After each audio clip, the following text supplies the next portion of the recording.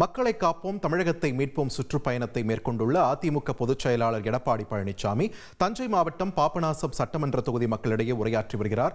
அதனை தற்போது பார்க்கலாம். கூடத்தில் இருந்து சுட சுட 24 மணி நேரம் 3 வேளையிலும் அந்த மக்களுக்கு நேரடியாக உணவு வழங்கப்பட்டது. நாள் ஒன்றுக்கு 7 லட்சம் பேர் கொடுத்தோம்.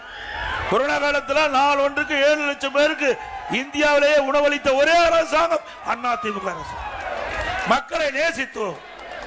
மக்களுக்கு பிரச்சனை என்றால் ஓடோடி வந்து உதவி செய்கின்ற ஒரு அரசாக அதிமுக அரசு ஆட்சி காலத்திலே உங்களால் காண முடிஞ்சது. இன்றைக்கு அப்படியா இருக்குது? இல்லையே. விலைவாசி விண்ணை முட்டிவிட்டது. விலைவாசி விண்ணை முட்டிவிட்டது.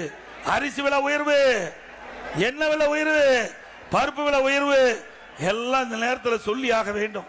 ஏன்னா 50 மாத கால ஆட்சியில் இந்த மக்களுக்கு என்ன செஞ்சாங்க? இன்றைக்கு பச்சரிசி அதிமுக ஆட்சியில் 50 ரூபா ஒரு லிட்டர், இன்றைக்கு 77 ரூபா. பொன்னி புழுங்கரிசி அதிமுக ஆட்சியில் 50 ரூபாய், இன்னைக்கு 72 ரூபா. இட்லி புழுங்கரிசி 30 ரூபா, அதிமுக ஆட்சியில் இன்றைக்கு 48 ரூபா. கடலை எண்ணெய் 130 ரூபா, அதிமுக ஆட்சியில் இன்னைக்கு 190 ரூபா. நல்லெண்ணெய் 250 ரூபா, அதிமுக ஆட்சியில் இன்றைக்கு திமுக ஆட்சியில் 400. துவரம் பருப்பு 74 ரூபா, அதிமுக ஆட்சியில் இன்றைக்கு 130 ரூபா. உளுத்தம் பருப்பு 79 ரூபா, இன்றைக்கு 120 ரூபா. இப்படி ஏழை எளிய மக்கள் எப்படி வாழ முடியும்? விலைவாசி விண்ணை முட்டுகின்ற அளவுக்கு உயர்ந்து விட்டது. விலைவாசி குறைப்பதற்கு இந்த அரசு எந்தவித முயற்சியும் எடுக்கவில்லை. அதே நேரத்தில் அனைத்து இந்திய அண்ணா திராவிட முன்னேற்ற கழக அரசு இருக்கின்ற பொழுது, விலைவாசி உயர்கின்ற பொழுது கூட்டுறவுத்துறையின் மூலமாக அதற்கென்று ஒரு நிதி ஒதுக்கீடு செஞ்சு அந்த எந்தெந்த பொருள் விலையேறியதோ அந்த பொருளை அந்த விலையை கட்டுப்படுத்துவதற்கு அண்டை மாநிலத்தில் எங்க விலை குறைவா இருக்குதோ அங்க கொள்முதல் செஞ்சு இங்க வந்து விற்பனை செஞ்சோம். அப்படிப்பட்ட ஒரு நல்ல ஆட்சி மீண்டும் தமிழகத்திலே மலர வேண்டும் உங்கள் மூலமாக. இன்றைக்கு டிஎன்பிசி நீங்க பாத்தீங்கன்னா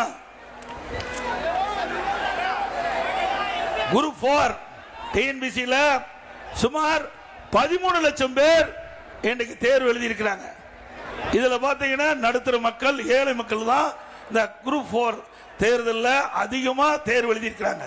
இந்த தேர்வில் முறைகேடு நடப்பதாக பரவலான தகவல்.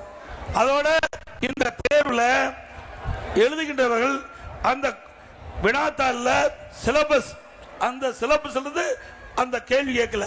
அதுக்கு அப்பாற்பட்டு அந்த டிஎன்பிசி தேர்வு கேள்வி வந்திருக்குது. அதனால கடினமாகி பல பேர் அந்த தேர்வு எழுத முடியாத ஒரு சூழ்நிலை ஏற்பட்டிருக்குது. முழுமையா தேர்வு எழுத முடியல. ஏன்னா சிலபஸ் தான் ஒவ்வொரு முறையும் குரூப் 4 தேர்வுக்கு வினாத்தாள் எடுத்து அந்த கேள்வி கேட்பாங்க. ஆனா இந்த முறை அப்படி அல்ல. அதோடு தேர்வு முடிந்த பிறகு அந்த எழுதின தேர்வு தாள்கள் அதை முறையாக சீலிட்டு கொண்டு போகல. அதுல குளறுபடி. ஆக இப்படிப்பட்ட குளறுபடியான தேர்தலை ரத்து செய்து மீண்டும் டிஎன்பிசி தேர்தல் குரூப் 4 மறு தேர்தல் நடத்தப்பட வேண்டும் இந்த அரசு. அப்படி நடத்தாமல் இதையே வைத்துக் கொண்டு நீங்கள் தேர்ச்சி பெற்றவர்கள் அறிவித்தால் அதிமுக அரசு வந்த பிறகு அது ரத்து செய்யப்படும் என்பதை இந்த நேரத்தில் தெரிவிச்சுக்கிறேன். அதே போல ஸ்டாலின் பேசுகிறார், அனைத்து இந்திய அண்ணா திராவிட முன்னேற்ற கழக ஆட்சியில் ஒண்ணுமே செய்யல. நீ படிச்சு பார்த்தா தானே தெரியும், எதையுமே பார்க்கறது இல்ல.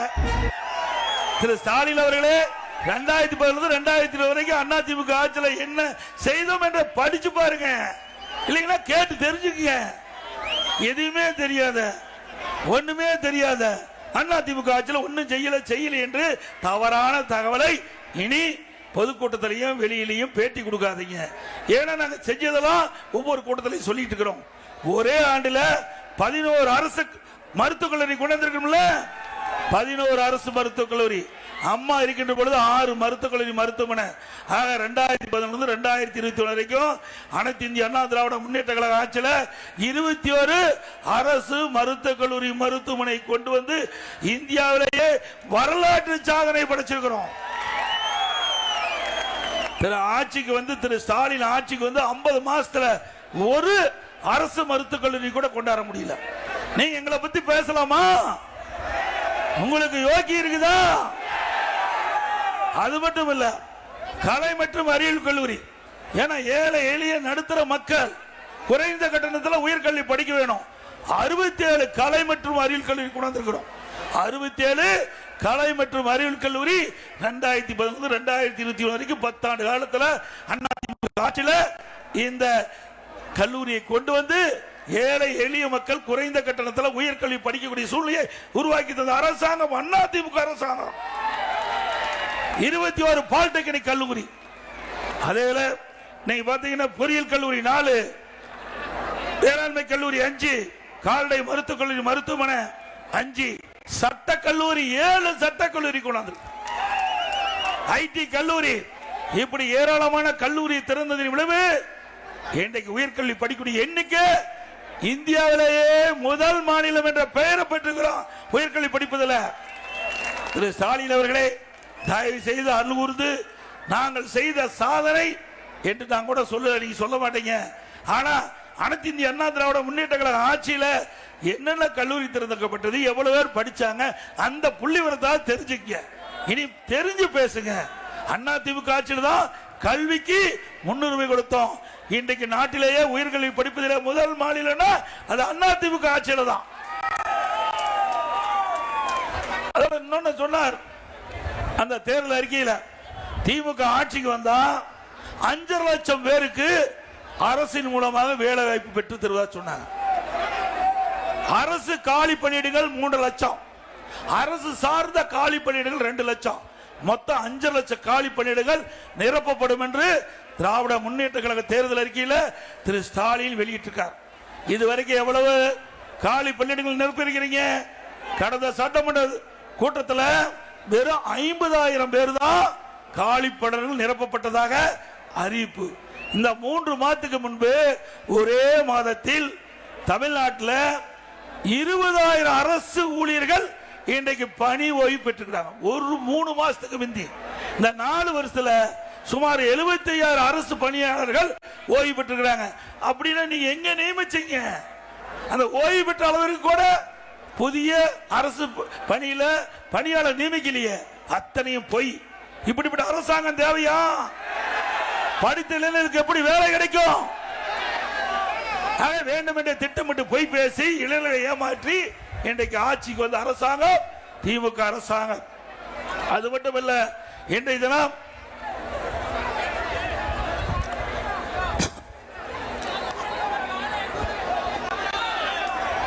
இன்றைக்கு கிராமத்திலிருந்து நகரம் வரை அரசு பள்ளி இருக்குது.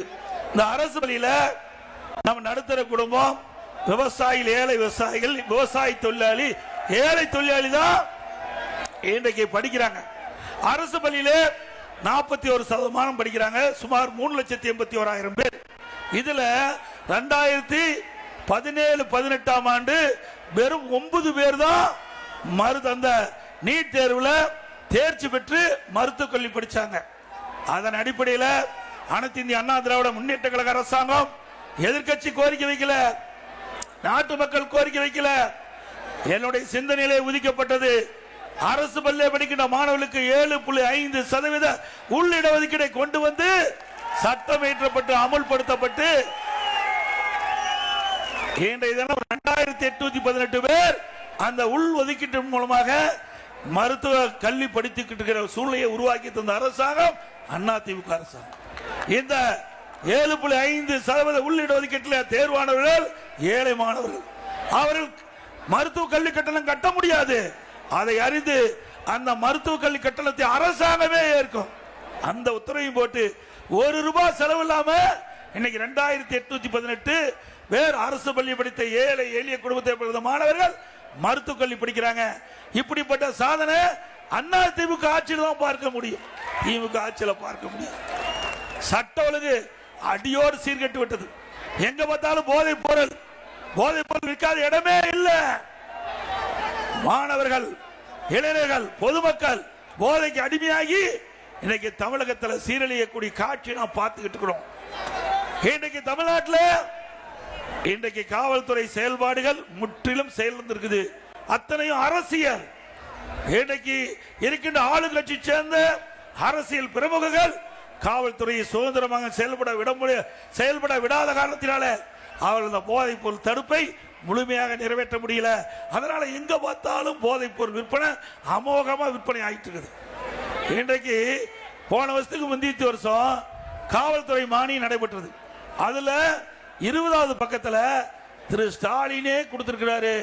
இன்றைக்கு தமிழகத்தில் கல்லூரிக்கு அருகில பள்ளிக்கு அருகில இன்றைக்கு போதைப் பொருள் விற்பனை செஞ்சவங்க 2348 பேர். அதுல கைது பண்ணிட்டீங்க 148 பேர். என்னங்க 2348 பேர் கஞ்சா விற்றதாக பள்ளிக்கு அருகில் கல்லூரிக்கு அருகில் கண்டுபிடிக்கப்பட்டதாக புத்தகத்தில் கொடுத்திருக்கிறாங்க. கைது பண்ணது 148 பேர். மற்றவங்க யாரு? திமுக கட்சிக்கார். மற்றவங்க யாரு? திமுக கட்சிக்கார் தானே. ஏன்னா கண்டுபிடிக்கப்பட்டதுன்னு சொல்லிட்டார். அவர் கொடுத்த புத்தகம். நான் திருப்பி கேட்டேன், முதலமைச்சர் அவர்களே, நீங்க கொடுக்கப்பட்ட அந்த புள்ளிவிவரப்படி இன்றைக்கு காவல்துறை மானிய கோரிக்கையில இன்றைக்கு 20வது பக்கத்தில் 2348 பேர் பள்ளிக்கு அருகில கல்லூரிக்கு அருகில கஞ்சா வைத்ததாக கண்டுபிடிக்கப்பட்டது என்று சொல்லி 148 பேர் தான் கைது பண்ணிக்கணும். மற்றவர்கள் எங்க பதில காணோம், சொல்லவே இல்லை. இப்ப இந்த 2 வருஷமா அந்த இடம்பெறவே இல்லை. அந்த போதைப் பொருள் குறிப்பே இடம்பெறல. இப்படிப்பட்ட அரசாங்கம் தேவையா? சொல்லுங்க.